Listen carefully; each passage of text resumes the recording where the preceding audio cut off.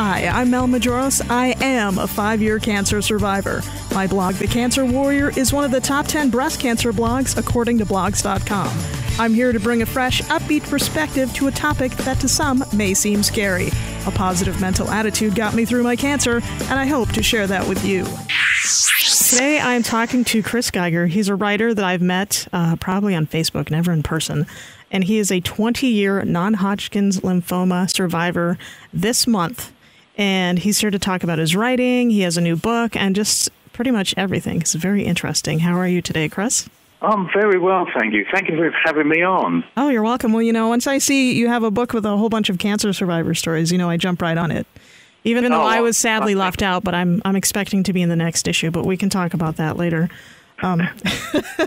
So 20 years, that's crazy. Tell me, how did you find out you had cancer and, your diagnosis and treatment? And well, I was a young 24-year-old and I just started feeling tired. No real, for me, I'd never heard of cancer. It happened to other people. It never happened to me. I'm young, I'm 24. It only happens to old people or other people. So was slowly losing weight and slowly getting tired, and my voice was gradually going. I kept going to my doctor and kept saying something's not right. I had loads of different tests, and this went on for 8 months. And every time I went to the doctor, he'd diagnose me with something else, from stress to asthma to you name it. I was diagnosed with it, and I was a very fit lad. I didn't smoke. I'd just run a marathon. I used to weight train regularly. I wasn't super fit, but I was certainly fitter than Mr. Average. Right. And eventually, I got in front of a consultant who that he saw me, what was wrong with me. And even though I'd had some blood tests and things, the bottom line was they found this tumour in my chest. It was the size of 1.5 grapefruits. Another reason not to like grapefruits, by the way. Yeah, that's a very good reason. And sweet corn after you've had a bone marrow transplant, because the bone marrow transplant smells of sweet corn. Anyway, so he said it looked like I'd swallowed a dinner plate. Oh, my gosh. And I didn't know what Non Hodgkins lymphoma was, and I was really ignorant, and they did a biopsy. They opened my chest up, and it was right in my chest where my lungs are and heart is, and it was in a position where they can't physically sort of cut it out. And I was really ignorant. I didn't know what cancer was. Other people got that. Right. And I assumed wrongly I'd take a few tablets or some medicine or something, and off I'd go. I was actually relieved that they'd found something wrong with me, because it had been going on for 8 months. And then so started a very long 2-year battle to get this thing sorted, really. I was given 3 months to live, which was a very strange feeling. You go through all sorts of emotions, from disbelief to they've made a mistake, and why me, and how did I catch it, and what things have I done to cause it, and you go through the whole array of emotions. And it's also very hard for my parents and my sister, and they were doing their best to be supportive, and then something kicks in, this sort of natural instinct I think we've all got in us. But we probably don't realise that we have. Well, firsthand what it's like. Well, of course, yes. Something kicks in, and so starts this drive. I was very unfortunate that I started off with radiotherapy, because they blind treated me. I was so ill that they just said, well, let's give him some radiotherapy until we can fully, get the exact diagnosis, because I was so poorly. So I started having some radiotherapy, and that didn't do any tricks. I then had, didn't have any effect whatsoever. They did another biopsy, and these biopsies were serious things, because it was buried around my heart and lungs. It was general anaesthetic, and real big cut me open sort of thing, flip top chest. And so you look like the people when they show CSI when they do the Y incision. Well, maybe not that bad, but it was all horrible stuff. And I remember it vividly, as I'm sure every cancer sufferer, survivor, patient has had those words, it's cancer, and even though I was ignorant and didn't know what it was, and I asked all these cliche questions that you think you'll never ask but have to ask, like how long have I got to live and things like this. And right. I was told, I had 3 months to live, and it was pretty awful stuff, actually. But then speeding on 2 years, and I'm making it sound matter of fact because you don't want to well, talk about the horrible stuff, really. And, but it isn't nice. But my family and friends were so supportive. I had lots of different treatments and lots of operations and lots of hurdles along the way. But eventually, 2 years later, I'd had a bone marrow transplant. And for those that don't know what a bone marrow transplant is, it's a method where they can give me a real high-dose amount of chemotherapy. But it's so high, it kills my bone marrow. So they then replace my bone marrow. And then off my system goes again, and our bone marrow creates all our blood cells. So obviously, it's without our blood, we're snookered really. So after 2 years of treatment, I finally came out the other side, and a totally different person. I think that I put in my book. I put a comment in there. I think the chemotherapy killed my lazy gene, or it killed my sleep gene, because since then. I can't do things by half, I can't just sit around doing nothing. I can't waste time off doing things. Mm-hmm. I realise how precious life is, and until then I was probably just a lazy 20-year-old. I was in the software industry, writing codes. I sat in front of a PC all day with my nose pressed against a screen writing computer software. So, sort of a computer nerd that sat with his nose on a screen in the dark, sort of. So, and that changed me then. I sort of realised there's more to life, and I should make the most of it, really. So how did you go from being, obviously a cancer survivor and a computer coder to decide that you wanted to write? Well, initially I didn't want anything to do with it. I just wanted to get back to work straight away and carry on as if life hadn't changed in the slightest, really. Now, I wanted to... The memories were too raw. Right. Every time I thought about it, I was sick, or I'd cry, or I'd go all through all the different emotions, and any incident would trigger it.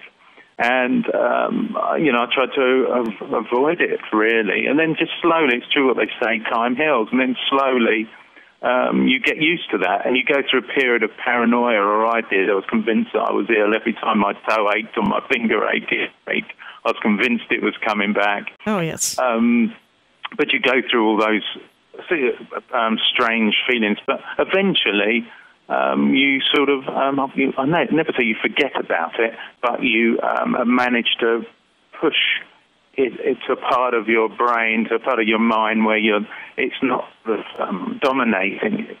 And then... and I should have started off when I was first diagnosed. I started with stories from other survivors that had my type of cancer and had come through it. And I used to scour my local bookshops. I lived in Worthing in West Sussex in England at the time. And, I couldn't find books from normal people. The books out there at the time were for, celebrities, film stars talking about their latest films and the locations of their sets and things. I couldn't find a normal person rather than a famous person. Right, because you can't really connect with a person who's like, I can't really deal with this, and then they have like 5 assistants to take care of their life while they're going through treatment. I agree. You want something you can relate to, someone that's, like you, not someone different. So I then got, I've told you this story in totally the wrong order, so when I've come out of it the other side, I'm used to the idea that I'd had it and I was okay to talk about it. Right. I met with cancer patients at my local hospitals and started to them, and I soon realised that my experience was quite a valuable asset, and the people that are going through it love to hear from survivors and talk to survivors. And when you talk to someone and say, hey, 15 years ago I went through exactly what you went through, or hey, the side effects you're having are exactly the same side effects I had, you're doing everything fine, there's nothing unusual about you. It gave them such a great boost. Exactly. That boosted their morale, gave them inspiration. And a few people said to me, it's great inspiration to talk to someone that was so ill and has come out the other side and, is going through exactly what I'm going through. And it slowly dawned on me, hey, I can help people here. And then along came these thoughts that I'd had of when I was after a book, and wouldn't it be great if I could create more awareness? So that's when I got into the writing side of things, really. I'm no writer. I come from, as I've said, a software background. However, there's ways to create as much awareness. In the UK, the cancer awareness isn't as great as it is in America. Here you have adverts on the radio, the television, and all sorts of articles, whereas in the UK it's not so predominant. Why do you think that is? Sorry? Why do you think that is, that it's not as predominant in the UK as it is here in America? I think it's down to the way our medical services. We've got the National Health Service, the NHS, which is government funded, and out of our taxes, when we pay our salary every month, out of our taxes, a small slice goes to fund the NHS, the National Health Service. So if we're ill, we go to a hospital and they treat us. And whereas over here, you guys have to sort of have private cover. You hand in your pocket and pay for it. So I think probably the reason why it's more prominent is because you've got lots of insurance companies and the hospitals and things always advertising their services. I think it's a money thing, actually, and the way that your system is set up differently from ours. So I was like, how can I create as much awareness for this? Well, maybe I can get in newspapers. So when I was ill, I kept a daily diary. It really helped me. I'd seen a film, just before I was diagnosed with cancer, I'd seen a film by a guy called Bob Champion. He is a jump jockey in testicular cancer. A jump jockey? A jump jockey, a horse rider. Oh, okay. Jump jockey. I gotcha. And he went on to win the Grand National, the British Grand National, which is probably the biggest, most famous horse race in the UK. And then he wrote his story, and I watched his film, and that really inspired me. And I thought, wow, wouldn't it be great if I could write a film like that, and couldn't I write a film like that about how I survived cancer? So what can help me through my treatment? Every day I kept a diary of all my thoughts, all my feelings, and I highly recommend that. And when I talk to cancer patients, I suggest to them they keep a diary, and they put their thoughts in there, the feelings they had, who visited them, how many infections they had, what their blood counts were, what their temperatures were, whatever they want. And then it's a useful tool to look back on. It helps you see how you've improved. And for me, it really helps. I had this silly romantic dream, if you like, that, I'll get a book out of my story, and hey, it turned into a film and all those sort of things. So writing really helped me. So when I'm now trying to think of what I can sort of awareness and help people, the obvious thought was I can write for the newspapers.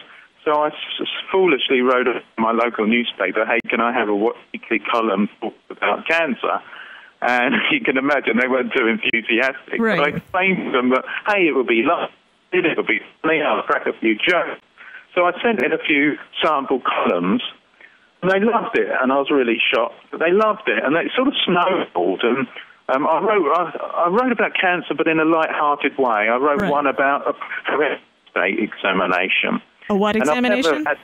Sorry? A what kind of examination? A prostate. Oh, okay. For us men. Right.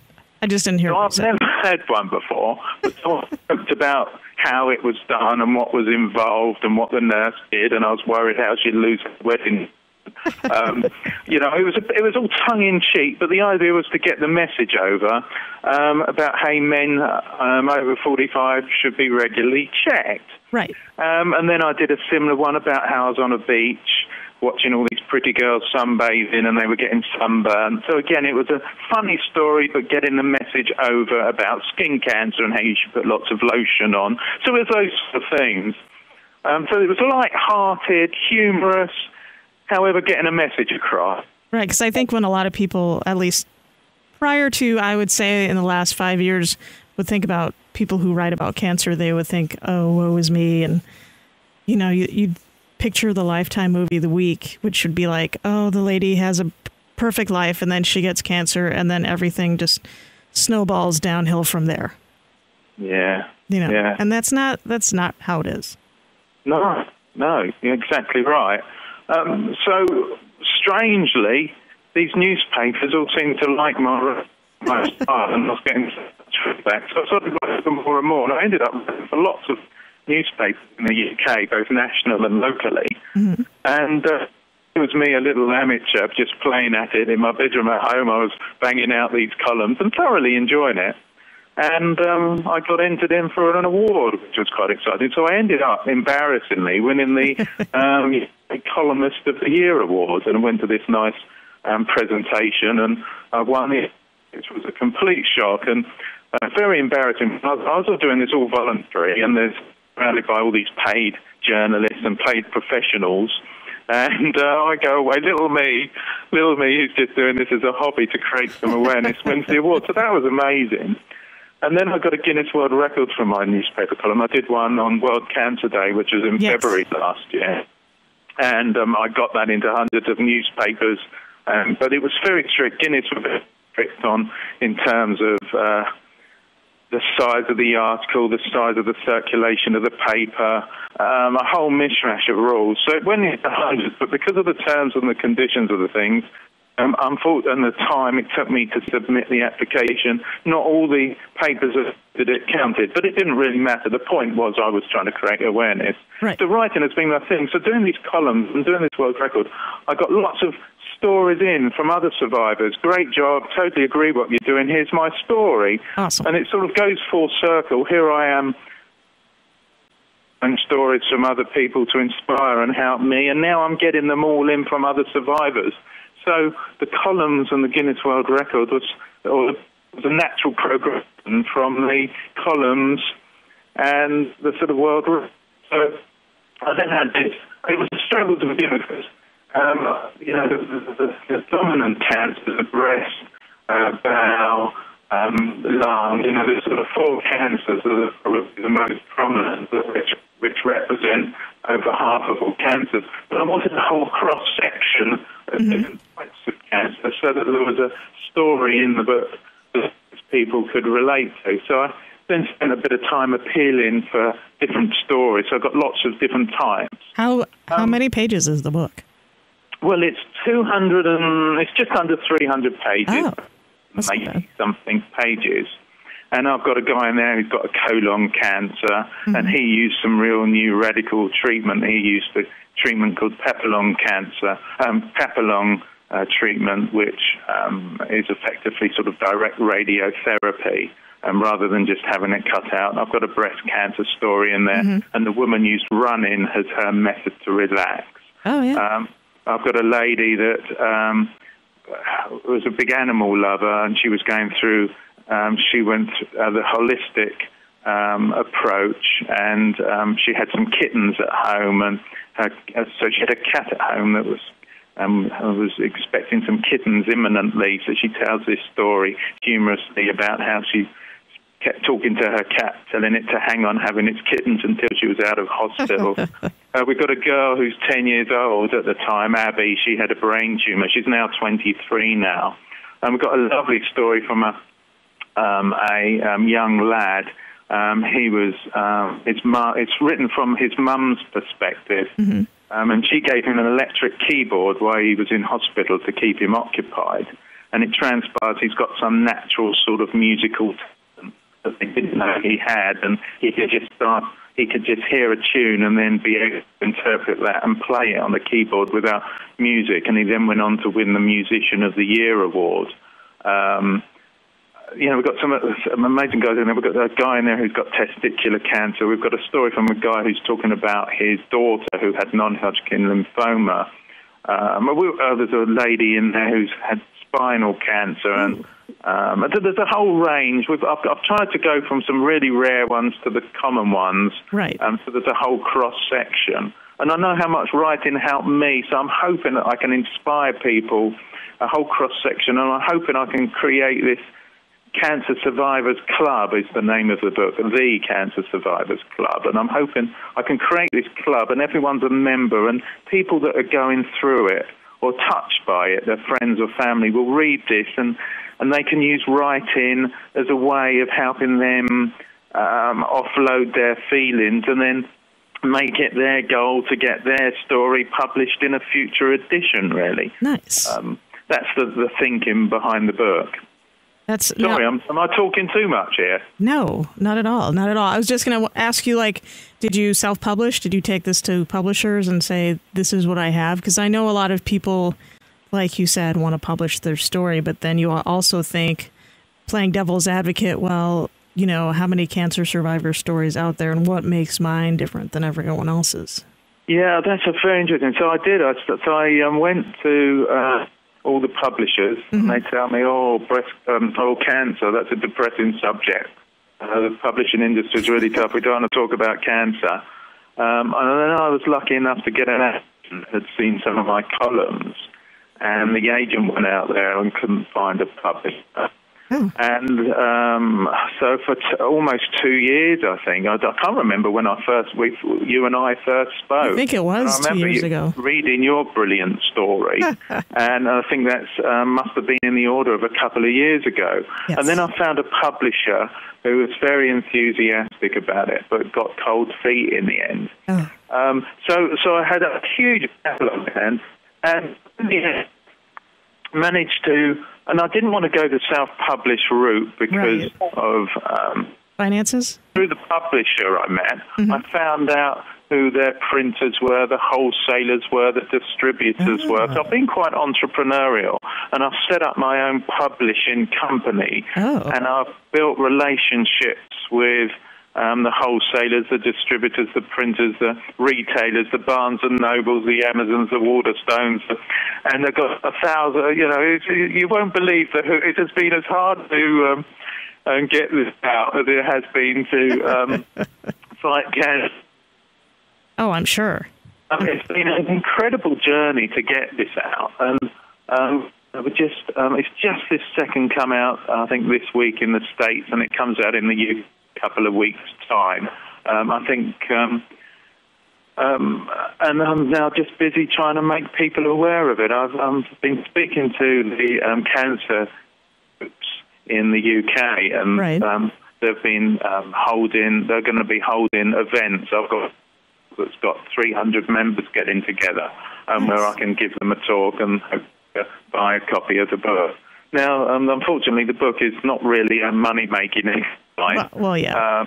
The time the wholesalers and retailers and distributors and printers and couriers and everybody have all taken the slice, there isn't anything left. I've had to sort of fund this myself. But it's a project that I passionately believe about. I believe it really will help and inspire people, and I hope it'll be the beginning of something, really great, that we can sort of biannually increase the number of survivors of this club, and then I'm hoping long term they become ambassadors, and then their stories help other people. I hope so. It's really it's a whole way to help people and create awareness is the objective. It's not a fundraising objective. I mean, if I was remotely lucky and I sold enough copies that we were in that position, I'd reinvest it to get it in front of more people. My goal, my aim is that I can get access to as many people as possible so they all have access to this. I've just actually written a letter to David Cameron, our Prime Minister. I can meet our health secretary to see how all cancer patients could get hold of a copy of this book, because I genuinely believe it will really help people. You need to send it to Oprah or Ellen DeGeneres or Lance Armstrong. Oh, I didn't do that, but I just thought... Little me, they won't know little me.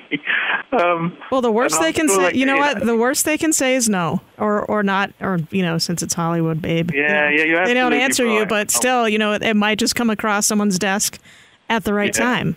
I'm going to do that when we've finished talking. I've just scribbled that down on my to-do list. I'm going to do that. As you say, I've got nothing to. So if you're listening, Oprah, the Cancer Survivors Club should be in your book club. I'm just saying. Oh, what a great plug, yeah.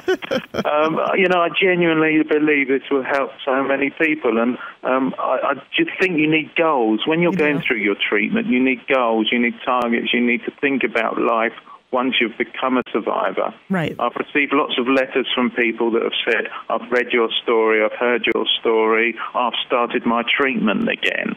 And I think I'm making the treatment sound awful. It's improved enormously since my but day. it still sucks, though. But it's still not great fun. So I do think a big element of it is the mental aspect. Oh, I agree. Physical aspect. You've got to have your mind in that right zone, in the right place. And, well, just think, where would you be if you believed the doctors and said you only have 3 months to live? We wouldn't be talking right now. Exactly, yeah. I mean, that's made me go a big cold shiver run down my body as you say that. But you're absolutely right. I mean, don't get me wrong, there were some awful times. There was times when I poured the chemotherapy away. I had a Hickman line, and it was going into me intravenously, and there were times when it was so awful, I unplugged the Hickman line and I poured it down the sink. It was awful. Oh. There were times when I sold all my possessions. I had a flat, or a condo at the time, as you guys call it, and I sold all my possessions because I'm thinking, well, there's less hassle for my parents to sort out when I pass away. There were some really horrible times. So my book, The Cancer Survivors Club, is a selection of 25 different types of cancer. I've also put a few of my columns in there as well, some light-hearted, silly columns. I don't have enough room to put all the columns in or all the stories in because printing is so expensive, shipping is so expensive. I've really had to sort of, keep this version to the bare minimum, as it were. This is just an awareness help tool. And hopefully, if it was to prove stuff, who knows what will happen. I like the idea of having a book out of just my columns, and I like the idea of having my own book out with my own story in one day. But as you say, there are lots of books like that, and that's defeating the objective. The objective is to help people, which I, passionately and genuinely believe this will do, really. Oh, I believe it will, for sure. I mean, I've met a lot of survivors, and I'm sure that you have, via Facebook or internet or phone or whatever, who say, oh, yeah, the doctors gave me X amount of years to live, and that was, like you said, 20 years ago, 6 years ago, 5 years ago. And, when you're faced with a diagnosis and they say, I'm sorry, they give you an expiration date, I always say, well, people don't have an expiration date. Milk does. You don't turn yourself over and go, oh, well, July 25th, that's it, I'm done. You really like that. I'm going to steal that. I like that. Feel free. That can be the strap line on the next cover. There you go. Perfect. But yeah, I mean, it's you can't put a timeline on your life, obviously. The doctors don't know. That's why they call it a medical practice. And if you don't like that doctor's opinion, then get another one. Yeah, I mean, I was very fortunate. I had a great group of family, friends. They were all very upbeat and positive around me, and I genuinely think that helps. I didn't have any other options except for to go for it, really. What did I have to lose? I had nothing to lose.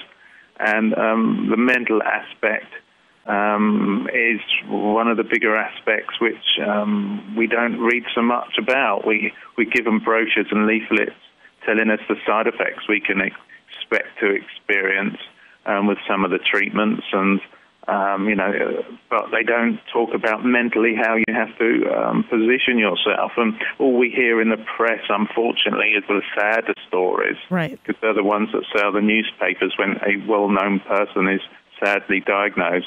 I know when Michael Douglas was diagnosed, I wrote a column about it. Again, a funny column, or I thought it was funny. I'm not sure how our British humour translates over here, but I wrote what I thought was a humorous column, and because it had Michael Douglas's name in the column, and I was urging him, once he'd beaten it, to become an ambassador for the whole cancer disease, because he can get far more headlines than you or I together can. And surprise, surprise, that column received significantly more feedback, and the websites that it went on, the newspaper websites it went on, received exceptionally more traffic because of the name. Exactly. And so we only hear the sadder stories from the well-known people, and hence the whole message of this book: we're all normal, and you can survive. There are good, positive things that come out of it. I mean, survival rates have doubled. Survival rates have doubled in the last 40 years. And I've got some amazing statistics. I bet you do, but you know what? We're almost out of time, so I got to get your where can we find you on the internet and Facebook and all that good stuff, and where can we buy your book? Well, it's available on Amazon. It's available on Noble. It's called The Cancer Survivors Club, and my name is Chris Geiger. I have a website which is called thecancersurvivorsclub.com. I'd love to talk to anyone that's listening via the Twitters and the Facebooks. I have a I have a Twitter page which is Chris_Geiger. I have a Twitter page called Cancer_Buzz. Just Google Chris Geiger, the Cancer Survivors Club, really. Excellent. And I'm assuming that you already shipped my book out, right? I'm just kidding. We'll talk about that after the show. Thank you so much, Chris. We finally got to talk after my, I call it chemo brain. For some reason, I thought you were on the West Coast today. But not a problem at all. Hey, I've got to thank you. And I've got to thank you on behalf of everyone who reads your blog regularly and everyone who listens to your show regularly. Because, I think the amount of work you do to raise cancer awareness and the whole subject and profile, especially with your background and experience of breast cancer, I think is excellent. So thank you for having me on the show on behalf of all the people that read your blog, your constant blogs. Thank you. Well, thank you. Hang on one second, Chris. I'm going to wrap up like I usually do. This is Mel Majoros. I am the Cancer Warrior. He said such nice things about me. You can always find me on Facebook because I am a Facebook junkie, Mel Majoros. Become a fan of the Cancer Warrior on Empower Radio on Facebook. The Cancer Warrior on EmpowerRadio.com is the webpage. And also check out my blog, thecancerwarrior.blogspot.com. And as always, life looks pretty good from where I'm sitting. Sending you good vibes. It's the Cancer Warrior on EmpowerRadio.com.